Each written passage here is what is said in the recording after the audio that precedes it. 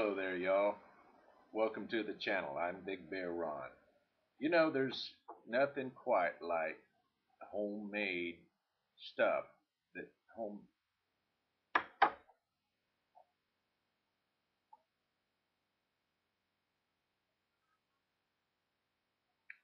Hello there, y'all. Welcome to the channel. I'm Big Bear Ron. You know, there's nothing quite like homemade goodness, that you make in your own kitchen. And as I've said before, food prep is recreation, getting in the kitchen and having a good time. And right here, I've got a homemade bagel that I have smeared some all natural chunky peanut butter on there. And I'm telling you, mmm, mmm, oh yeah. And the good side, I guess, one way looking at it is that you know what's in the food that you made. Now the downside is, I guess, there's no preservative in it, so you have to eat it all up in a few days or put it in the freezer. But around my house, eating it up in a few days, that's not a problem. Oh boy. Anyway, once you have the bread dough technique down, making bagels and donuts and pizza and all that are really fairly simple to do. And it really doesn't take all that much time to do it. It's a matter of perspective, If you think about the amount of time you spend getting in the car, going to the store, spending time in the store, getting all these things, Now, making bread is not something you do every single day. But, that's why you make a whole lot of it. That way you have plenty on hand. I tell you, if you enjoy cooking, you start making your own bread, you're going to find it difficult to go back to the store-bought stuff. I guarantee it. Anyway, on with the show.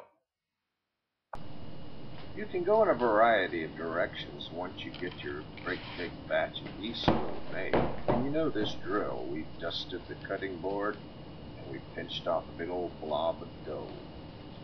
Okay, full of this one. Get a big old blob, and then from that we're going to make little smaller blobs. There we go. And then you're just going to play with it. Have a good time with it. And it's okay if you want to mash it down. It's just kneading. Small scale kneading. Fold it, mash, fold it, mash. That makes the dough strong, and it also gives it a nice texture on the inside. As it rises, though, that strength will become a little more tender. But I'm just going to take this thing and make my own little round thing and poke a hole in the middle of it. There's one. Okay, there's two. And now let's get a third one. Okay. Don't have to be complicated. There we go. Like I said, have a good time with this. Alright.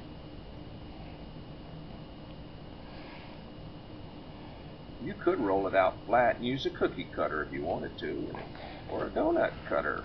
Yeah. Alright, after we let it set on some wax paper for about an hour. Oh, yeah. I rolled the rest of that dough out and made some other shapes too. Alright, let's see if we got the round ones with the holes in them. There they are. See? 1, 2, 3. And then I got some others that I shaped up. Basically, I made a log and just sliced that log into parts and turned it over, where they would lay flat. There's a pan full before cooking. We're going to let them rise some more. Let them get all puffy and let the bubbles inside just expand that dough right on out, making a good volume. Alright, let's see what we're going to do with these. We'll take one of them and put it in a pan of hot oil. Now, I should have had a deeper pan so that it could float along, but this one's okay. But in another pan, we're using water, and we're simmering a couple of these. And this is how bagels are made, folks, but this is just the first step. After we've simmered them a bit, then we're going to stick them in the oven for a while, and that'll continue the cooking. But they're getting all done on the inside. Okay, but back to that donut. Here we go. Knock on it. It sounds hollow on the inside. Yeah, keep an eye on it. It doesn't take but a few minutes to get all cooked. There we go. Alright. I only made one of these. Wish I could have made a bunch more to share with you, but you know, I just took that batch of dough and just started making stuff with it. Alright, now after just a few minutes, there's our bagel. Now notice it's not brown, it's spongy. The bread is fully cooked. It's kind of steamed, if you will. And by the way, you could have done this in a steamer. That would have been just fine. It would have worked just as well, like that bamboo steamer setup I had. Now notice I'm taking the wooden spoon, the end of it, to get the donut out. You don't want to stick that wet spoon into that hot oil. It will splatter all over you. Yep. Remember, cooking is supposed to be fun, so you have to be safe about it, though, and so that it will be. Alright, now these won't have that hollow sound, the bagels won't, because they've still got water in them, but the donut is kind of dried out a bit as it cooked in the oil, so it has a slight hollow. Now these are not like Dunkin' Donuts. These are a bit of a heavier donut. Now notice it's basic bread. So if I want any sweetness in it, I'm going to have to put it all over the outside. So here I took some powdered sugar and mixed it up in a little water. I could have used wine or vanilla or melted butter, but water works just fine. There we go. Get it all sticky on the outside and put a little brown sugar on the outside. Yeah. Now the bagels have to bake a bit. So I put them on the same pan with all these other rolls. Now I can make hamburger buns, hot dog buns, submarine sandwich rolls, dinner rolls. You know, you just have to put your creativity to work, you know, and just make it your way. So this is what I got. Some of these I put in the freezer. Alright, when you bake these, you want the internal temperature to be between 180 and about 200 degrees. If they get any hotter than that, they'll dry out fast, and you probably won't enjoy them as much. There we go. I'm going to stick them in some Ziploc bags, and as I said, some of them I'll put in the freezer. Alright, let's do a little review of what we've done so far. You remember those Putos that we made? Well, I flavored them all up in separate bowls just to try out and see what I would get. Here, this is a plain one. This one I put egg in the mixture and it came out cakier. It was tasty. Wish I'd have had some vanilla to go in it though.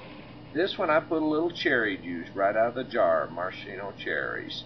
And then I had some raspberry flavoring and I just dropped it into this one. This one doesn't look so good.